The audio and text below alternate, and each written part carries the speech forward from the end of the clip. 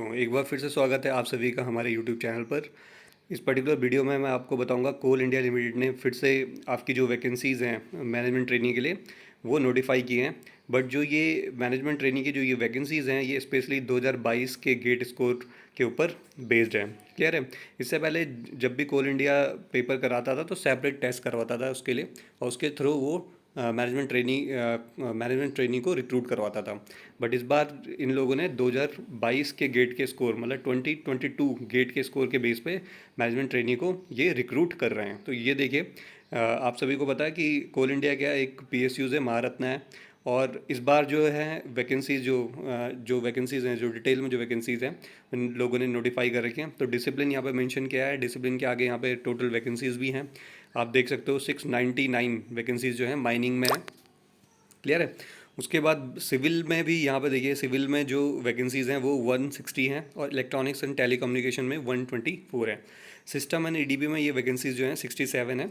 Clear है। तो mining, civil, electronics and telecommunication और सिस्टम एंड EDP चार आपकी ब्रांचेस यहाँ पे मेंशन कर रखी हैं। क्लियर है। और इम्पॉर्टेंट डेज जो हैं वो बता रखे हैं कि 23 से आपका एप्लीकेशन फॉर्म फिलअप हो रहा है और 22/7 तक ये एप्लीकेशन फॉर्म चलेगा। तो 22/7 मतलब जुलाई 7/22 को इसकी लास्ट डेट है। क्लियर है। इसके बाद देखिए थोड़ा एलिजिबिलिटी क्राइटेरिया क्या है। तो बीटेक मांगा हुआ है, आपकी हर एक ब्रांच के लिए बीटेक एलिजिबल है। MCA जो है वो आपका एलिजिबल है इन केस ऑफ सिस्टम और EDP।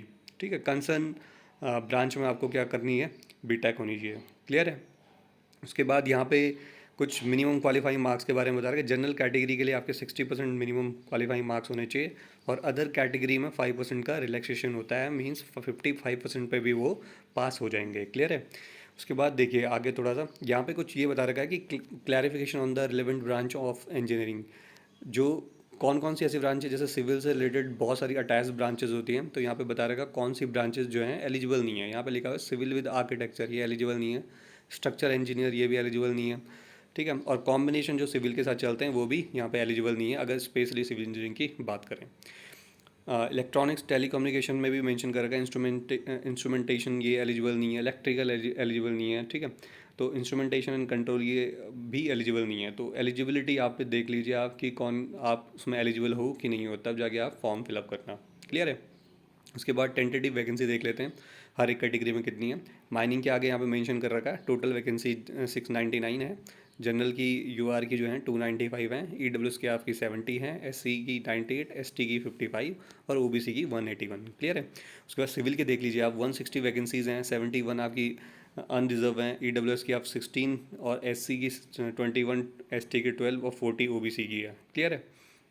तो ये वैकेंसी उसी तरीके से इलेक्ट्रॉनिक्स और सिस्टम EDP में भी दे रही है, तो आप वो देख सकते हैं। कुल मिला के 1050 वैकेंसीज़ हैं, जिसमें से जनरल की जो वैकेंसी है वो 444 हैं। क्लियर है।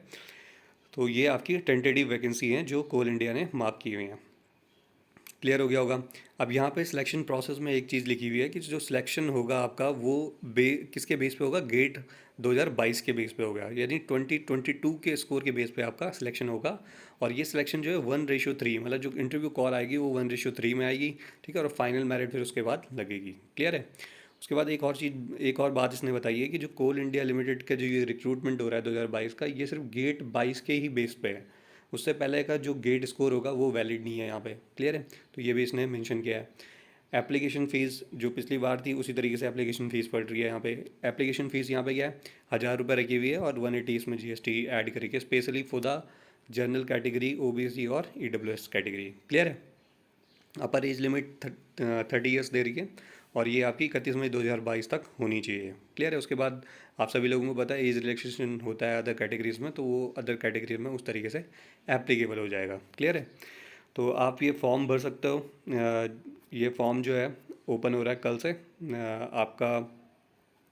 आप कल से इस फॉर्म को फिलअप करना शुरू कर सकते हो, बट ध्यान रहे ये इस बार गेट के बेस पे है। तो जिन लोगों ने गेट 22 दे रखा उसमें स्कोर किया है अच्छा, वो लोग इस फॉर्म को भर सकते हैं। क्लियर है। तो ये बैड न्यूज़ है उनके लिए जिनका गेट का स्कोर उनके पास नहीं है। सो मिलते हैं आप लोगों को अगली वीडियो में। So thank you very much.